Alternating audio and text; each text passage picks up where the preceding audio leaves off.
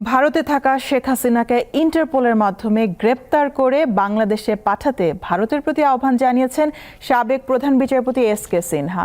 দুর্নীতির মামলায় ১১ বছরের সাজাপ্রাপ্ত সিনহা এখন কানাডায় আছেন। মঙ্গলবার টাইম টেলিভিশনকে দেয়া এক সাক্ষাৎকারে এই মন্তব্য করেন তিনি।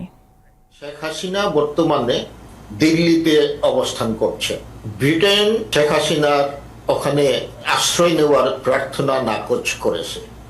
বর্তমান যারা প্রশাসনে আছেন তাদেরকে বলা শেখ হাসিনাকে যাতে দিল্লির থেকে বাহিরে না যাওয়ার জন্য। তাদেরকে এখন ইন্টারপোলের মাধ্যমে শেখ হাসিনার বিরুদ্ধে এতগুলা হত্যার সিভিলিয়ান পপুলেশনকে সে ঠান্ডা মাথায় খুন করেছেন, এইগুলা হলো যেটা ক্রাইমস এগেইনস্ট হিউম্যানিটি।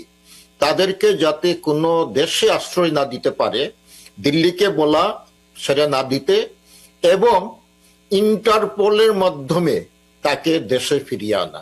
তাকে ইন্টারপোলে যদি ওয়ারেন্ট ইস্যু হয় তাহলে পৃথিবীর কোনো এয়ারপোর্টে তাকে ঢুকতে দেওয়া হবে না এবং এই ইন্টারপোলই তাকে দেশে ফেরত পাঠাবে।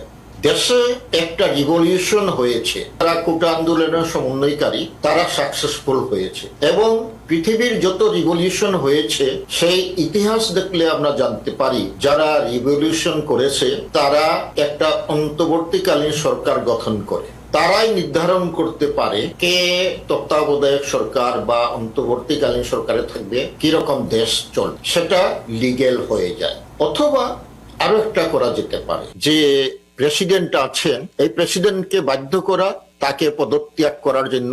সে হলো একনায়ক শেখ হাসিনার প্রেতাত্মা, তাকে পদত্যাগ করা এবং সেই সংসদের মাধ্যমে ইমার্জেন্সি বেসিসে একজন প্রেসিডেন্ট নিয়োগ করা এবং সেই প্রেসিডেন্ট অন্তর্বর্তীকালীন তার অ্যাডভাইসার অথবা অন্তর্বর্তীকালীন সরকার গঠন করবে। এইটাই হবে কনস্টিটিউশন অনুযায়ী লিগেল ফ্রেমওয়ার্কের মধ্যে দেশ চলতে পারে।